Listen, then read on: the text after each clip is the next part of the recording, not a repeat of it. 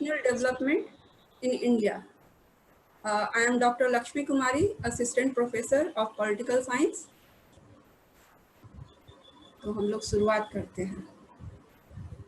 तो हमारे टॉपिक में जो है डेवलपमेंट ऑफ कॉन्स्टिट्यूशन है। तो ये कॉन्स्टिट्यूशन होता क्या है, एक बार इसका जो है हम लोग डेफिनेशन देख लेते हैं।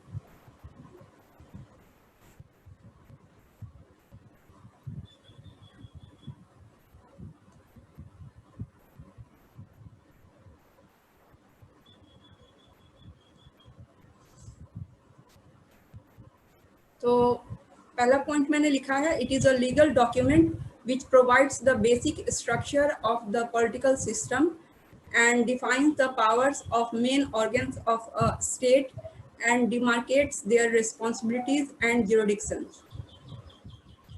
तो कॉन्स्टिट्यूशन संविधान है क्या? तो ये एक लीगल डॉक्यूमेंट है जो कि पॉलिटिकल सिस्टम कैसे चले उसका स्ट्रक्चर ये जो है इस लीगल डॉक्यूमेंट में मेंशन होता है। ठीक है, तो ये यहीं तक डेफिनेशन हो गया, लेकिन थोड़ा सा और इलाबोरेट करके मैंने लिखा है and defines the powers of main organs of state. State के मेन ऑर्गन्स आप लोग जानते हैं, जुडिशियरी, लेजिस्लेटिव, एग्जीक्यूटिव, लेजिस्लेचर। तो इन सब ये जो ऑर्गन्स हैं इनके पावर्स को डिफाइन करता है and demarcates there responsibilities and jurisdictions. तो जो उनका पावर है, यहाँ सेपरेशन ऑफ पावर की बात की जा रही है कि जुडिशरी का क्या पावर है, एग्जीक्यूटिव का क्या पावर है। जाहिर सी बात है डिमार्केशन भी कुछ किया गया है, थोड़ा अलग अलग रखा गया है। तो ये हो गया पहले पॉइंट का मतलब। दूसरा है, इसको दूसरे शब्दों में या दूसरा डेफिनेशन आप कह सकते हैं, ज़्यादा क्लैरिटी के लिए मैंने लिखा है second point, it is a set of fundamental principles or established precedents according to which a state or other organization is governed. For example, Britain unwritten constitution. तो कॉन्स्टिट्यूशन को और क्या कह सकते हैं कि ये एक सेट है फंडामेंटल प्रिंसिपल्स का, या फिर जो पहले की कन्वेंशंस है, पहले से जो प्रथा होती आ रही हैं, established precedents according to which state और अदर ऑर्गेनाइजेशन इज गवर्न। अच्छा, यहाँ एक चीज़ ध्यान रखिएगा, स्टेट मैंने लिखा है तो ये स्टेट मैंने कैपिटल में जानबूझ के लिखा है। तो ये स्टेट जो है बिहार स्टेट, यूपी स्टेट उससे अलग है। यहाँ एक तरीके से यहाँ स्टेट का मतलब जो है जैसे कि कंट्री जो है उस सेंस में होता है। तो स्टेट क्या है कि लीगल वर्ड है। ठीक है, स्टेट जो है लीगल वर्ड है और नेशन जो है एक सेंटिमेंटल वर्ड है। तो ज़्यादा उसके डीप में नहीं जाएंगे स्टेट और नेशन के, लेकिन इतना फिलहाल अभी आप लोग समझ लीजिए। और जाहिर सी बात है उसके अंदर जो इंडिया के और स्टेट्स आते हैं, जो डिवीज़न हो गया है तो वो इंटरनल अपना वो किया गया है, लेकिन यहाँ स्टेट का मतलब कंट्री से एक बात की जा रही है मोटे मोटे मैक्रो लेवल पे।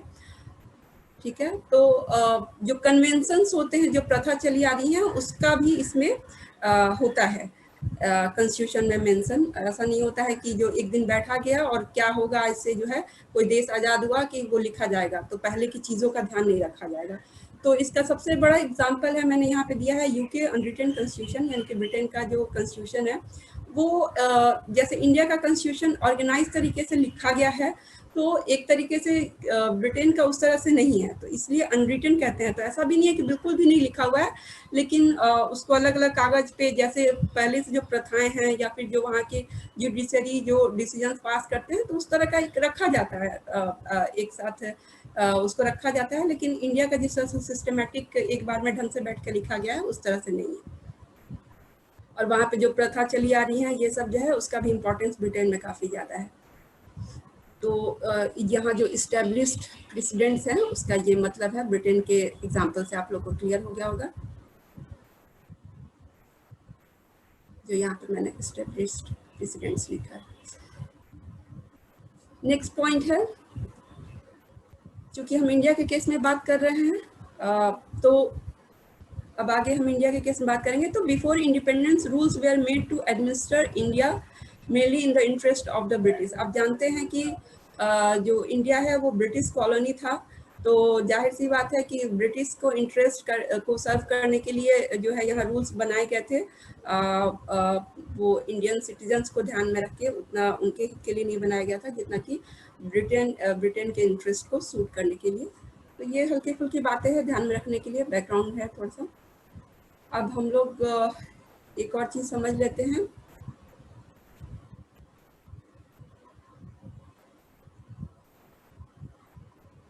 फिर मैं अनम्यूट करूंगी।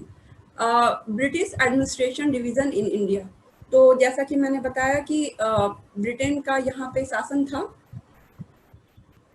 तो हम लोग ये एक्चुअली बैकग्राउंड इसलिए पढ़ रहे हैं कि जो आज का कॉन्स्टिट्यूशन है वो अचानक से नहीं बन गया, उसके पीछे जो है कुछ जो उसके एक्ट्स हैं या फिर उसकी जो प्रेरणा है, पहले से जो चीज़ें थी वो भी इसमें शामिल किया गया है, जो इंडिया के इंटरेस्ट में था आज़ादी के बाद भी।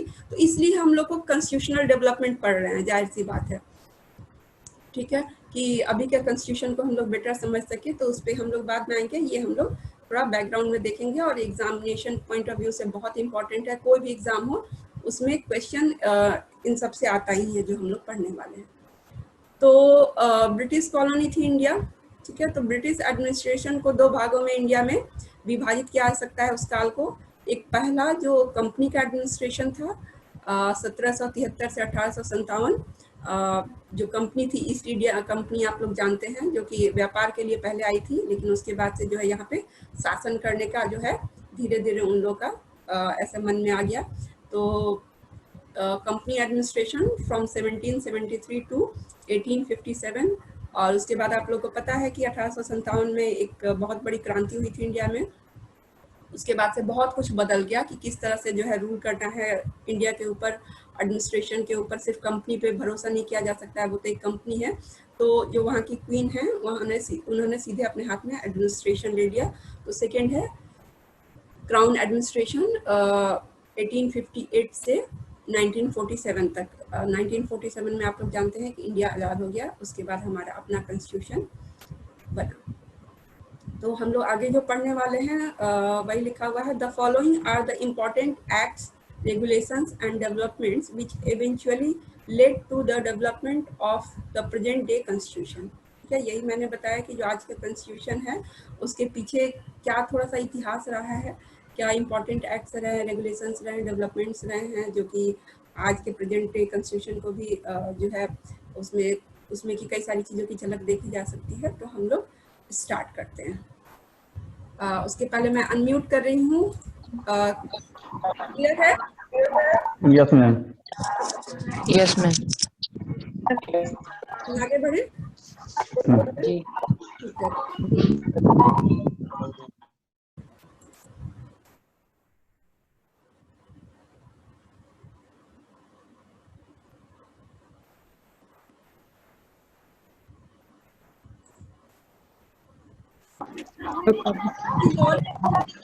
चाह रहा है तो करना चाह रहे हैं, वो जो हो रहे हैं आप अपना कंट्रोल कर सकते हैं। आपका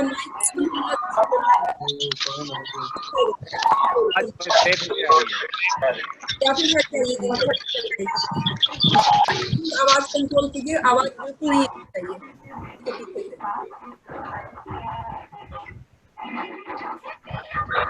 बिल्कुल जीरो जो है नॉइज होना चाहिए। मैं बार बार कह रही हूँ, जीरो नॉइज होना चाहिए। आवाज कंट्रोल कर लें या फिर हट जाए, नहीं कर सकते अपने स्टूडेंट जो पढ़ने वाले को डिस्टर्बेंस। ठीक है, टीवी चल रहा है मैम, टीवी। अब बताइए तो कैसे कहती हूँ कि किसके पीछे मैम शायद प्लीज मैम सबको म्यूट कर दीजिए ना। प्लीज आप लोग अपना पीछे का आवाज जो है वो अपने आप को म्यूट कर लीजिए, कोई आवाज दूसरे को नहीं आएगी प्लीज।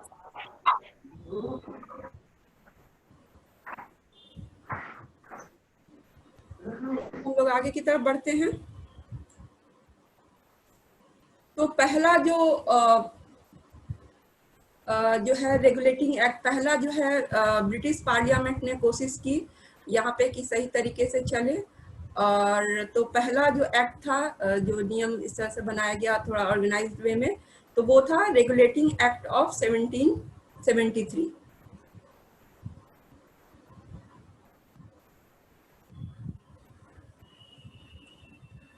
ठीक है, तो this was the first step taken by the British Parliament to control and regulate the affairs of the East India Company. ठीक है, तो ये सिंपल सा पॉइंट है कि ब्रिटिश पार्लियामेंट का ये पहला जो है स्टेप था कि ईस्ट इंडिया कंपनी जो है व्यापार के लिए यहाँ पे आई थी। और आप लोग जानते हैं कि 1757 का जो प्लासी की युद्ध जो था वो इंडिया पे जो है उनका पॉलिटिकल कंट्रोल जो है एक तरीके से उसने कंफर्म कर दिया। और 1764 में जो बक्सर का युद्ध हुआ था, ठीक है, जो हमारे यहाँ बक्सर पड़ता है वहीं पे युद्ध हुआ था, और उसमें जो है दीवानी राइट्स जो है वो ईस्ट इंडिया कंपनी को मिल गई थी, यानी कि रेवेन्यू जो है वो भी कलेक्ट करने का पावर मिल गया था। तो जाहिर सी बात है कि कंपनी जो व्यापार के लिए आई थी और अब इतना कुछ जो है उसके हाथ में आ गया था, तो ब्रिटिश पार्लियामेंट जो है वो जाहिर सी बात है वो सोचेगी कि जो है उसको कंट्रोल करने का सोचेगी। तो ये फर्स्ट स्टेप था ब्रिटिश पार्लियामेंट की तरफ से, ये रेगुलेटिंग एक्ट ऑफ 1773 निकाला गया। ठीक है, सेकेंड पॉइंट है हमारा, it designated the governor of Bengal as the governor general of Bengal. जो बंगाल के गवर्नर थे उनका अब जो है नया एक तरीके से नामकरण कर दिया गया, गवर्नर जनरल ऑफ बंगाल, मतलब एक्सपैंड किया जा रहा है। ठीक है, तो गवर्नर जनरल ऑफ बंगाल कर दिया गया। ये सब क्वेश्चंस एग्जाम में बहुत आते हैं कि कौन से एक्ट में, कौन से रेगुलेटिंग एक्ट में, चार्टर एक्ट में ऐसा ऐसा था। तो ये हर एक इसका पॉइंट वीवीआई है, मैं बार बार कह रही हूँ, तो आप लोग ध्यान से सुनिएगा। नेक्स्ट है ये जो नाम चेंज किया गया, तो गवर्नर जनरल ऑफ बंगाल कहे जाने वाले पहले जो थे आदमी वो थे वॉरेन हेस्टिंग्स। ठीक है, यही नेक्स्ट पॉइंट में मैंने लिखा है कि फर्स्ट गवर्नर जनरल ऑफ पूछा जाए कि बंगाल कौन थे, तो वॉरेन हेस्टिंग्स आप लोग लिखेंगे। नेक्स्ट पॉइंट है executive council of the governor general was established. ठीक है, तो जो अफेयर्स है, जो चीज़ों को अच्छे से चलाने के लिए एक एग्जीक्यूटिव काउंसिल की स्थापना की गई। एग्जीक्यूटिव मतलब जो नियम बन रहे हैं उसको इम्प्लीमेंट करने वाली बॉडी, तो एग्जीक्यूटिव काउंसिल हो गई जिसमें 4 मेंबर्स थे, 4 मेंबर्स। और अभी तक नेक्स्ट पॉइंट में मैंने लिखा है कि कोई लेजिस्लेटिव काउंसिल अलग से नहीं बनी थी। ठीक है, उसके बाद नेक्स्ट पॉइंट है, it subordinated the governors of Bombay and Madras to the governor general of Bengal.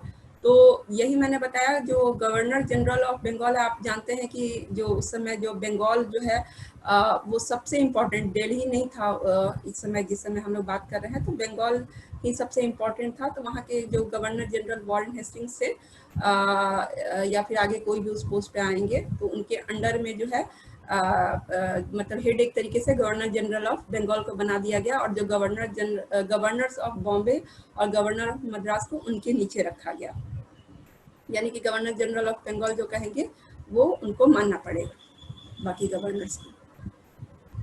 Next point है, the Supreme Court was established at Fort William Calcutta as the apex court in 1774 consisting of 1 chief justice and 3 other जजेस। तो पहली बार जो है एक supreme court का जो है कॉन्सेप्ट आता है इंडिया में, और ये कलकत्ता में उसकी स्थापना होती है। ये अपेक्स कोर्ट मतलब टॉप कोर्ट, ये जो है 1774 में होता है। ये देख रहे हैं आप, रेगुलेटिंग एक्ट 1773 में आया और 1774 में इसी एक्ट के माध्यम से जो है ये इम्प्लीमेंट किया गया, सुप्रीम कोर्ट को इस्टेब्लिश किया गया, जिसमें 4 जजेस थे, एक चीफ जस्टिस और बाकी 3 जजेस। नेक्स्ट पॉइंट है, it prohibited servants of the company from engaging in any private trade or accepting bribes from the natives. इसने जो है घुसखोरी पे लगाम लगाने की कोशिश की इस एक्ट ने। एक्चुअली हो क्या रहा था उसके पहले कि जो राजा लोग हैं या फिर जमींदार हैं, वो लोग फेवर के हमें जो है उतना मत हमसे लीजिए या कुछ करके जो है उनसे आपसी बातचीत करके जो कंपनी के लोग हैं घूसखोरी टाइप से बहुत घटनाएं होने लगी थी। तो इसमें एक बहुत इम्पोर्टेंट मुझे नाम याद आ रहा है, जो रॉबर्ट क्लाइव थे, जो कि प्लासी के युद्ध में बहुत इम्पोर्टेंट एक जो आदमी सेनापति थे। तो जब वो लंदन गए तो कहा जाता है यहाँ इंडिया से वापस जब फाइनली गए तो इतना सोना, इतना ज़्यादा घूस और सब कुछ इतना ज़्यादा था कि ब्रिटेन जब वहाँ गए तो वहाँ के लोगों की आंखें फटी की फटी रह गई। तो ये सब चीज़ पे फिर लगाम लगाने की कोशिश की गई। और इस पे लास्ट पॉइंट है code of directors, the governing body of the company should report it's revenue. इस एक्ट में ये भी प्रोविजन किया गया कि जो कोर्ट ऑफ डायरेक्टर्स हैं, यानी कि कंपनी को चलाते हैं, governing body of the company, वो अपना रेवेन्यू जो है जो कमाते हैं वो जो है उसका वो रिपोर्ट करेंगे ब्रिटिश गवर्नमेंट को। ठीक है, मैं अनम्यूट कर रही हूँ, किसी को अगर समझ में आया हो ना आया हो बताइए। क्लियर है? Yes ma'am. आगे बढ़े। Yes ma'am. Yes ma'am.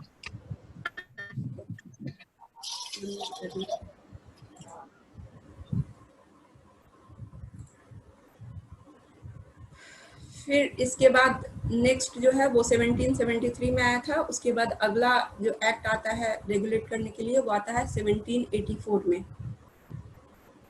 ठीक है, तो इसमें कुछ एडिशन किया गया। वो पहले वाली चीज़ें तो थी ही, चल ही रही थी, और उसमें और कुछ रिवाइज करने की ज़रूरत पड़ी या ऐड करने की, तो इस माध्यम से किया गया, इस एक्ट के माध्यम से। पिट्स जिनके नाम पे ये एक्ट पड़ा है वो ब्रिटेन के उस समय के प्राइम मिनिस्टर थे, काफ़ी यंग थे। ठीक है, तो ये एक्ट लाया गया।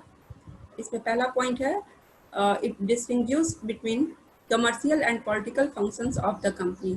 आप जानते हैं कि ये कमर्शियल पर्पज से कंपनी आई थी इंडिया में, लेकिन अब पॉलिटिकल फंक्शंस भी उसमें भी इनका चलने लगा था। तो इसको जो है सेपरेट करने की कोशिश की गई, इस घालमेल को जो है कम करने की कोशिश की गई कि कमर्शियल फंक्शन अलग है कंपनी का और पॉलिटिकल अलग है, तो ये अंतर करने की कोशिश की गई ब्रिटिश जो है पार्लियामेंट के द्वारा। नेक्स्ट पॉइंट है it created a new body called Board of Control to manage political affairs while Court of Directors for commercial functions. तो ये जो फर्स्ट पॉइंट है उसी के उसको कैसे किया गया इम्प्लीमेंट। तो कोर्ट ऑफ डायरेक्टर्स तो कर ही रहे थे कमर्शियल फंक्शंस को मैनेज, एक नया बॉडी अब क्रिएट किया गया बोर्ड ऑफ कंट्रोल। ठीक है, एक नया बॉडी लाया गया,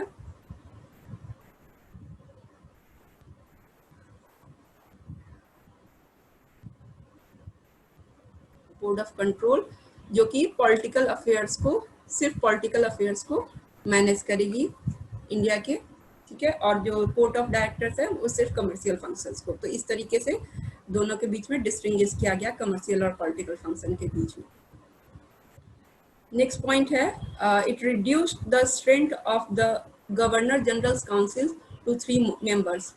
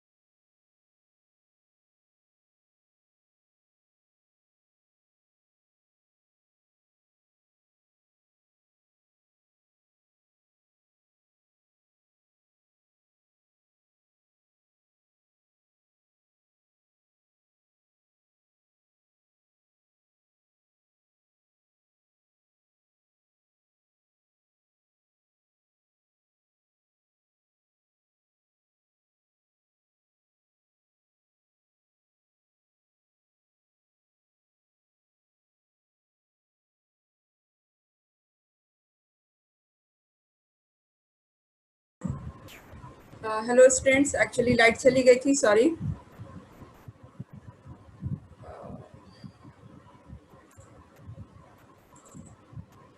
आवाज जा रही है आप लोग को मेरी?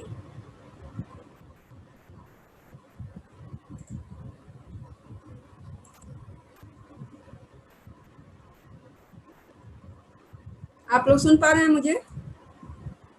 Yes ma'am. Yes ma'am. ठीक है, हम लोग फिर बढ़ते हैं आगे। Yes ma'am. ठीक है, यस। आप लोग प्लीज पीछे का आवाज कंट्रोल करो। मैं बार बार कह रही हूँ, आज आप लोग थोड़ा सा आप लोग चाहिए, थोड़ा सा आप लोग थोड़ा ठीक से बिहेव कीजिए प्लीज।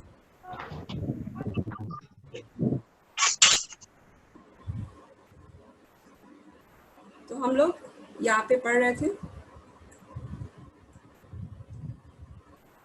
तो ये हो गया था सेकेंड पॉइंट। थर्ड पॉइंट मैं बता रही थी, it reduce the strength of the governor general council to 3 members. जो पहले 4 मेंबर थे, अब उनको 3 कर दिया गया। ठीक है, नेक्स्ट पॉइंट है, it placed the Indian affairs under the direct control of the British government. तो जो अब इंडिया की जो भी चीज़ें हैं वो ब्रिटिश गवर्नमेंट ने अपने जो है वो सीधे वो देखेगी, डायरेक्ट कंट्रोल करेगी। एक्चुअली अभी तक सिर्फ डायरेक्ट कंट्रोल का हुआ था, तो ये जो है ब्रिटिश गवर्नमेंट करेगी डायरेक्ट कंट्रोल। ठीक है, तो इसके एक्ट के अनुसार ये हुआ। नेक्स्ट पॉइंट है, the companies territories in India way called the British position in India.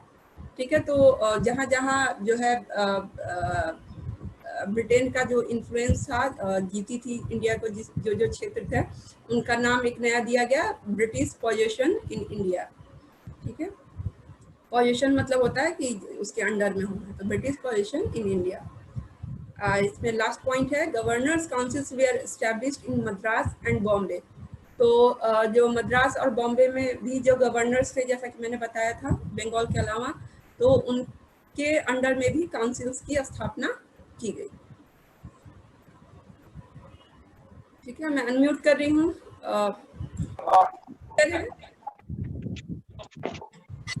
Ma'am एक क्वेश्चन था मैम। बताइए। Ma'am board of control he board of commissioners है क्या? बोर्ड ऑफ कंट्रोल अलग है और कोर्ट ऑफ डायरेक्टर्स अलग है। नहीं नहीं नहीं ma'am, board of control he board of commissioners है क्या? Board of commissioner? हाँ, तो कोई टर्म नहीं आया था। बट मैम मुझे पढ़ा भाषा याद आ रहा है, ब्रिटिश इंडिया एक्ट में establishment of board of commissioners. मैंने तो बोर्ड ऑफ कंट्रोल ही पढ़ा है हर जगह। ओके, ठीक है, चलिए आगे बढ़ते हैं। Hello ma'am. हाँ बोलिए, कुछ कह रहे हैं? मैम यस मैम, बोले थे फर्स्ट जो फर्स्ट लाइनिंग है ना, हाँ बताइए।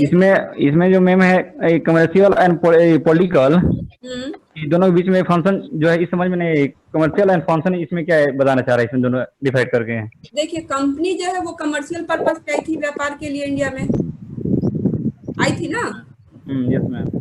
लेकिन धीरे धीरे जो है इनकी मंशा जो है, जो यहाँ की स्थिति देख के या राजाओं में फूट था या जो भी थी, तो ये धीरे धीरे जो यहाँ पे जो है राज करने का भी इनके मन में आ गया कंपनी के। ठीक है, तो अब ये जो है राज भी कर रहे थे और कंपनी जो है वो तो कमर्शियल उसका व्यापार चल ही रहा था। तो ये दोनों चीजें जो है कंपनी देख रही थी। तो क्या हुआ कि चीजें मिक्स हो रही थी कि एक ही आदमी पॉलिटिकल चीजें भी देख रहा है, कमर्शियल भी देख रहा है। तो ब्रिटिश पार्लियामेंट ने कहा कि नहीं, आप इसको अलग अलग कीजिए। बोर्ड ऑफ कंट्रोल जो है सिर्फ पॉलिटिकल अफेयर्स को देखेगा और कोर्ट ऑफ डायरेक्टर्स जो है वो कमर्शियल फंक्शंस को देखेगा। तो ब्रिटिश पार्लियामेंट के लिए भी आसान हो जाएगा कि अगर पॉलिटिकल अफेयर्स में किसी से बात करनी है तो वो बोर्ड ऑफ कंट्रोल से बात करेगा, और अगर कमर्शियल मैटर में किसी से बात करनी है कंपनी के तो वो कोर्ट ऑफ डायरेक्टर्स से बात करेगा। तो ये सुविधा हो गई ना। Yes ma'am. ठीक है, अब आगे बढ़े। Yes ma'am. ठीक है, मैं म्यूट कर रही हूँ।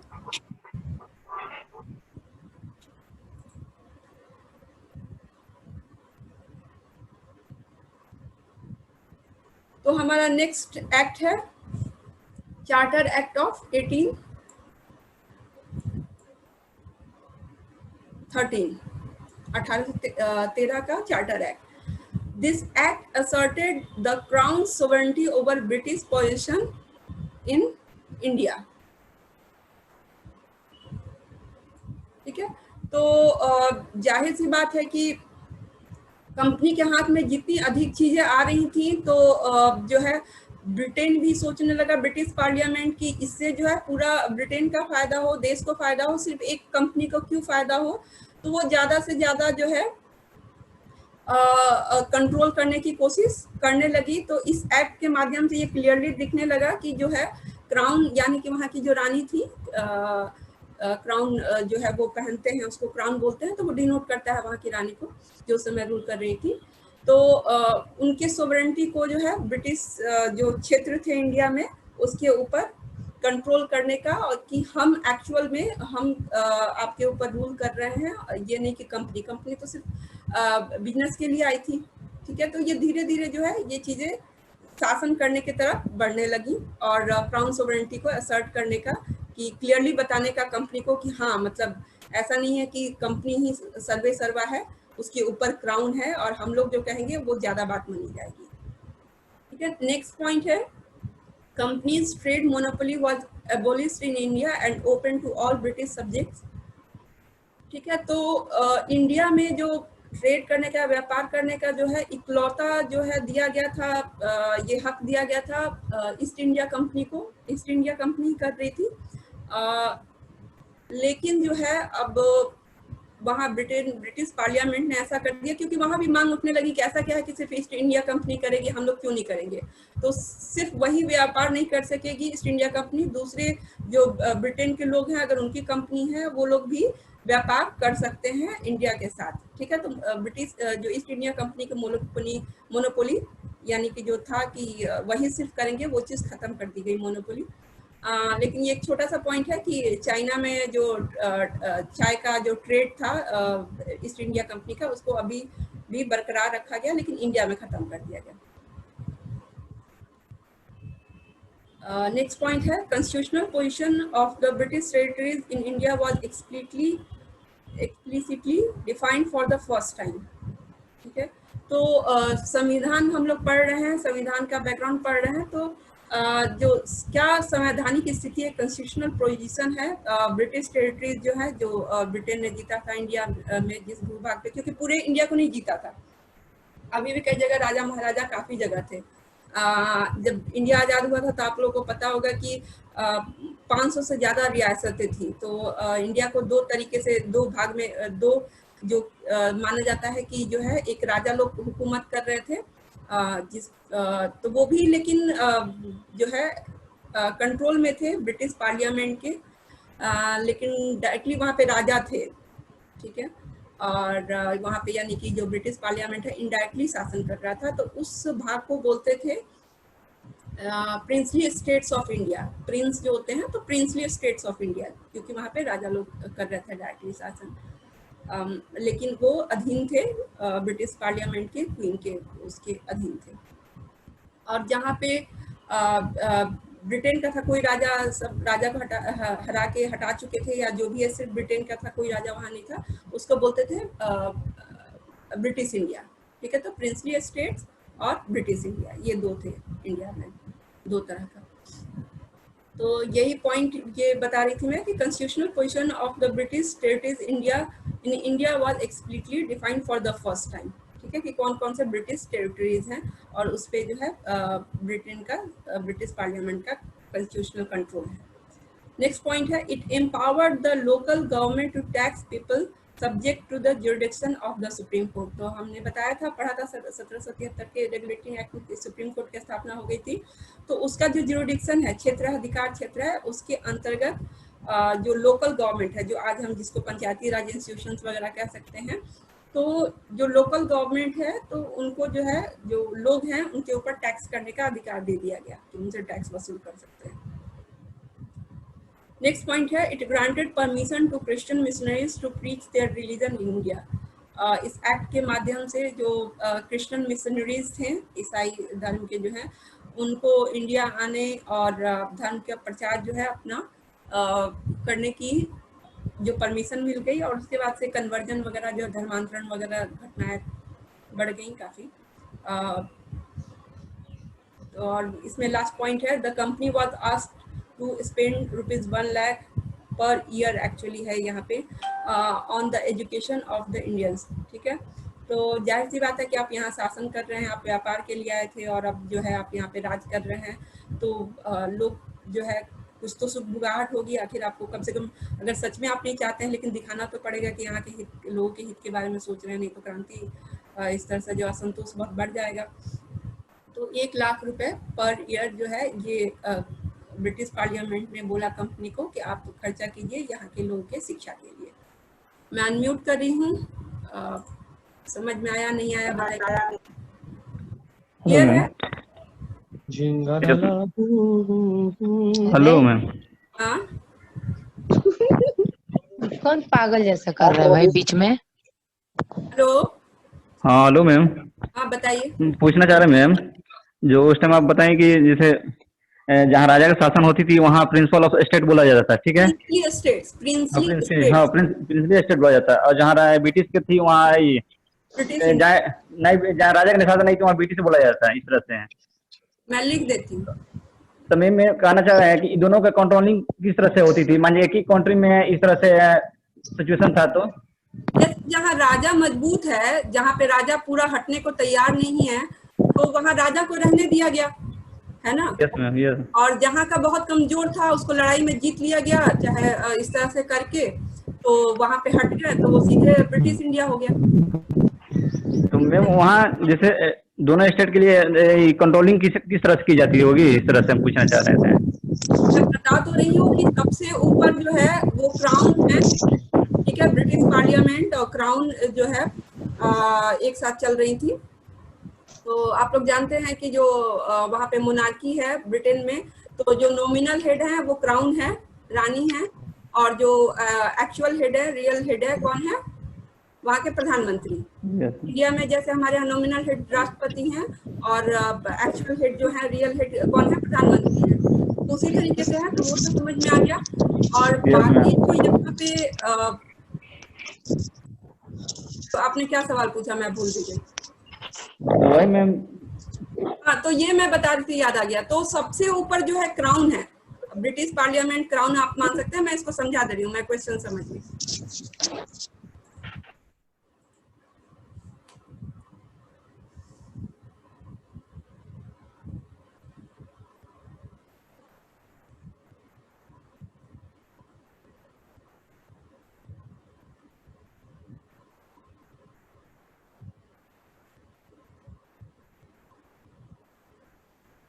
गवर्नमेंट मान लीजिए,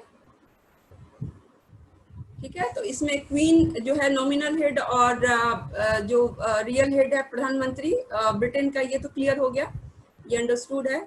ये तो सबसे ऊपर गवर्नमेंट हो गया, ठीक है? इसके नीचे यहाँ के राजा कमजोर थे, बिल्कुल हटा दिया गया, जैसे कि बंगाल में, तो वो हो गया ब्रिटिश इंडिया, ब्रिटिश इंडिया। वहाँ पे जब तक ईस्ट इंडिया कंपनी रही, उसके बाद से जो है खासकर 1857 की क्रांति के बाद से सीधे जो है वहाँ की ब्रिटेन की जो है गवर्नमेंट जो है रानी जो है वहाँ पे उस पर शासन करने लगी। और यहाँ प्रिंसली स्टेट्स मैंने बोला, जहाँ के राजा उतने भी कमजोर नहीं थे, वो बने रहे। खासकर राजस्थान का मैं एग्जांपल दूं तो वहाँ पे बहुत सारे राजा जो है बने रहे। आप देखें कि झांसी की रानी जो है 1857 की क्रांति हुई तो वहाँ की रानी थी, ठीक है? तो वो प्रिंसली स्टेट में आ गया झांसी, है ना? तो उसी तरीके से हो गया। तो जो है सबसे ऊपर जो है गवर्नमेंट का कंट्रोल है, ब्रिटिश पार्लियामेंट क्वीन का कंट्रोल है, और उसके अंदर ये दोनों है। लेकिन ये प्रिंसली स्टेट जो है उसमें वहाँ के लोकल राजा हैं, लेकिन उन्होंने ब्रिटेन की अधीनता स्वीकार कर ली है। ये आप समझने की कोशिश कीजिए, बस ये है। मेरे ख्याल से अब क्लियर हो गया होगा। तो अब आगे बढ़ते हैं। नेक्स्ट, एक्ट की तरफ। तो नेक्स्ट हमारा एक्ट है चार्टर एक्ट ऑफ 1833, 1833 का चार्टर है। Governor general of Bengal became the governor general of India. ठीक है, तो ब्रिटिश जो है वो अपना प्रसार करते जा रहे थे, फैलते जा रहे थे इंडिया में, किसी राजा को लालच देके या अगर नहीं लालच से बात बन रही थी तो लड़ाई करके जो भी है, क्योंकि वो तो डायरेक्ट कंट्रोल ज्यादा चाहेंगे ना, इनडायरेक्टली रूल करना कोई क्यों चाहेगा जब डायरेक्ट कर सकता है। तो जहां भी वो कर सकते थे वो ऐसा कर रहे थे। तो करते करते जो है बंगाल से और फिर उनका जो क्षेत्र बढ़ता गया तो अब पूरे इंडिया की बात आ गई। तो गवर्नर जनरल ऑफ बंगाल को नया नाम दिया गया गवर्नर जनरल ऑफ इंडिया।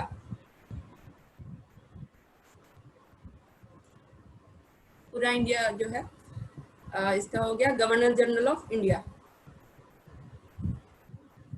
तो जाहिर सी बात है कि जो प्रिंसली स्टेट्स के राजा हैं वो भी अब गवर्नर जनरल ऑफ इंडिया की बात सुनेंगे,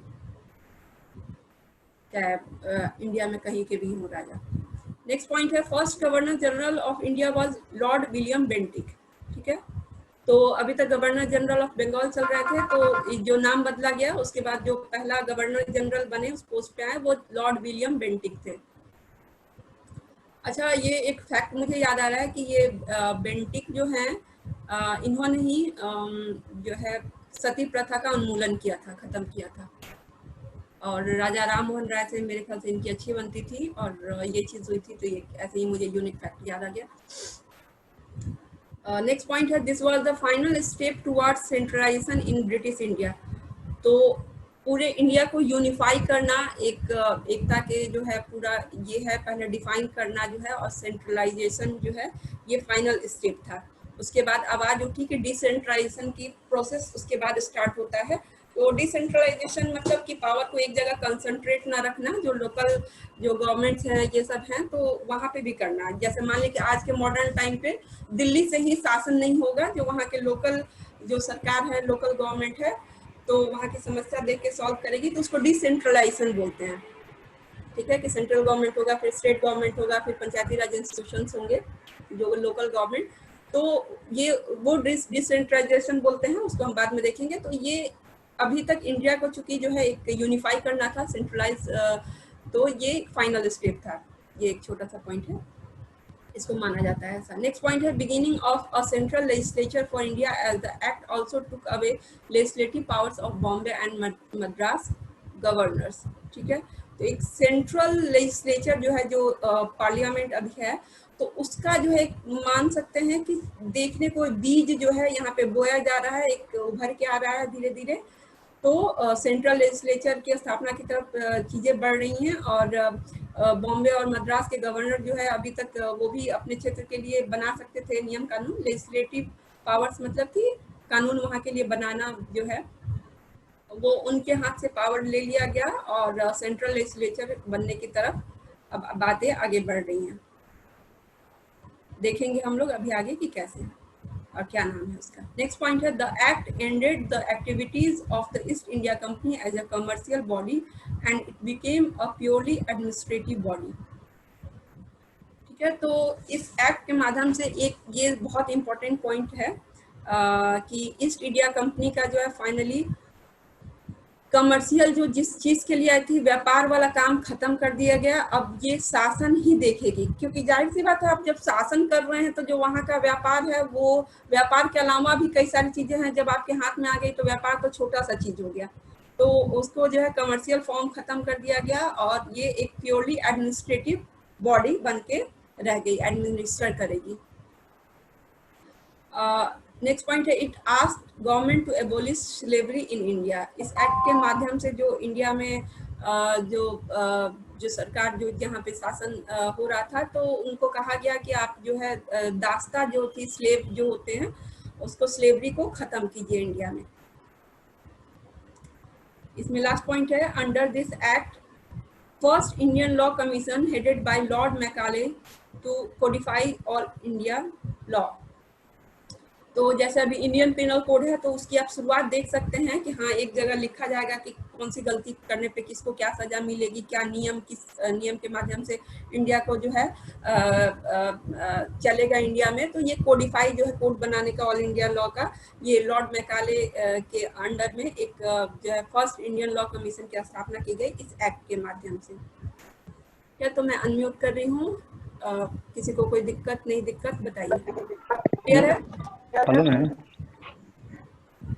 हेलो मैम।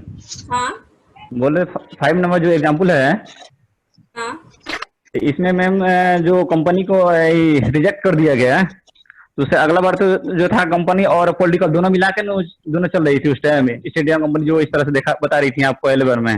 रिजेक्ट कुछ नहीं किया गया, ईस्टर्न इंडिया कंपनी बिल्कुल वही की वहीं पे थी, ठीक है। बस अब जो है व्यापार करने आई थी तो शासन करने का पावर तो नहीं था, अब चूंकि शासन करने का पावर आ गया तो व्यापार और उसके अलावा तो बहुत कुछ चीजें जो हैं उसके हाथ में आ गई। शासन करने में जो सरकार है उसके अंदर तो बहुत सारी चीजें आ गई ना, तो व्यापार तो छोटा सा काम हो गया। तो इसको जो आप एडमिनिस्ट्रेटिव बॉडी बना दी गई, जो बोर्ड ऑफ डायरेक्टर्स थे और जो वो सारी चीजें थी, तो अब एडमिनिस्टर करेंगी, देखेंगी कि यहाँ पे शासन कैसा चलता है। उनका कमर्शियल फॉर्म जो है कमर्शियल बॉडी के रूप में उसका एग्जिस्टेंस समाप्त हो गया और ये एडमिनिस्ट्रेटिव बॉडी की तरह एक्ट करने लगी। इस पॉइंट का ये मतलब है, ठीक है? Yes ma'am. और किसी को कोई दिक्कत या आगे बढ़े? मैम 1833 में ही ना आया था प्रतियोगिता परीक्षा का आरंभ हुआ था?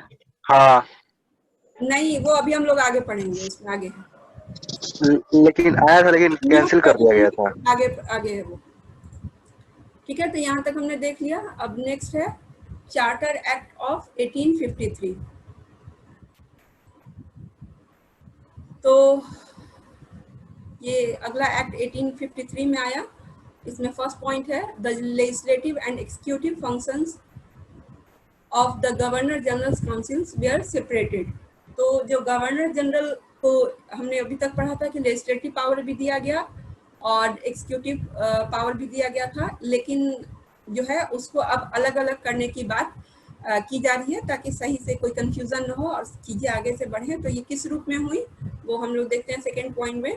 It provided for addition of 6 new members called legislative councillors to the council known as Indian Central Legislative Council with first time local representation, ठीक है। तो एक इंडियन सेंट्रल लेजिस्लेटिव काउंसिल जो है, अभी तक जो काउंसिल का छोटा रूप था अब एक बृहत रूप दिया गया और उसका नाम दिया गया ऑल इंडिया ने एक नाम दिया गया, यानी कि इंडियन सेंट्रल लेजिस्लेटिव काउंसिल। और उसमें 6 जो है नए मेंबर्स जो है जिनको लेजिस्लेटिव काउंसलर कहते हैं उसको इसमें शामिल किया गया। और इसमें से जो कुछ मेंबर्स हैं, 4 मेंबर्स जो है वो लोकल जो हैं आगरा वगैरह जो है और भी प्रोविंसेस के लोग चुनेंगे, ये किया गया। तो फर्स्ट टाइम लोकल रिप्रेजेंटेशन जो यहाँ की जनता है वो भी उसमें हिस्सा ले सकती थी, भाग ले सकती थी। तो ये पहली बार किया गया, यहाँ पे डिमांड मांग उठी और ये देख सकते हैं आप कि इसमें थोड़ी सी हिस्सेदारी शासन में मिलनी, नाम भर की ही सही लेकिन शुरू हुई। इसमें नेक्स्ट पॉइंट है it introduced a system of open competition as the basis for the recruitment of civil servants of the company. Indian civil service opted open for all. तो अभी किसी ने कोई पूछ रहा था, तो यहाँ पे इस एक्ट के माध्यम से हुआ कि जैसे अभी IAS का होता है तो जो सिविल सर्वेंट्स थे जो है पहली बार हो गया कि उसमें ब्रिटेन के लोग, अभी तक सिर्फ ब्रिटेन के लोग ही बनते थे ICS, लेकिन पहली बार जो है सबके लिए मतलब इंडिया के लिए भी खोला गया, ठीक है। पीछे वाले एक्ट में बात जरूर उठी थी लेकिन इम्प्लीमेंट इस एक्ट के माध्यम से किया गया फाइनली,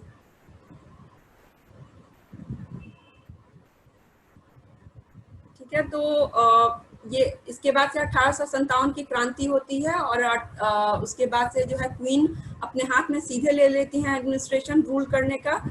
ईस्ट इंडिया कंपनी बिल्कुल उसको बैन खत्म कर दिया जाता है कि कंपनी नहीं संभाल सकती है यहाँ का। और फिर हम देखेंगे कि 1858 से एक नया सिस्टम शुरू होता है। उसके पहले ये हमने देख लिया।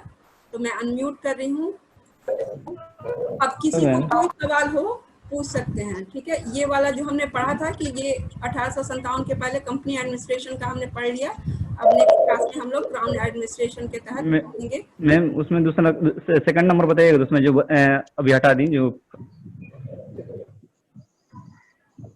85 कौन सा एक्ट? हाँ यही इसमें सेकंड नंबर में मैम। कौन सा एक्ट ईयर पूछेंगे, कुछ बताएंगे तब तो। 1773 या नहीं 85 सीरीज था। हाँ 85 सीरीज है मैम, 1853 में था जो चार्टर एक्ट 1853 में। 1853, हाँ ये लास्ट वाला। हाँ लास्ट वाला मैम, सेकंड नंबर उसमें थोड़ा सा। Provided for addition of 6 new members. अभी जिस तरह का जो पार्लियामेंट है ना, यस मैम। उस तरह का मान लीजिए कि एक बॉडी बनी, इंडियन सेंट्रल लेजिस्लेटिव काउंसिल, जो कि नियम बनाएगी, कानून बनाएगी। अभी जो पार्लियामेंट क्या करती है, कानून ही तो बनाती है, ठीक है। तो ये जो है बनाया गया और इसमें 6 नए मेंबर्स को शामिल किया गया। और पहली बार जो यहाँ के लोकल जो लोग थे इंडिया, अभी तक क्या है कि ब्रिटेन के जो नागरिक थे वही इसमें मेंबर्स होते थे, लेकिन अब इसमें जो है कुछ यहाँ के नागरिक भी होंगे। यहाँ पे डिमांड उठी और फिर तो इसी को बोलते हैं लोकल रिप्रेजेंटेशन, मतलब इंडिया के लोग भी जो है वो मेंबर्स बनना शुरू हुए। क्लियर है? Yes ma'am. और कोई, और किसी को कोई डाउट? नहीं मैम। आज जो नए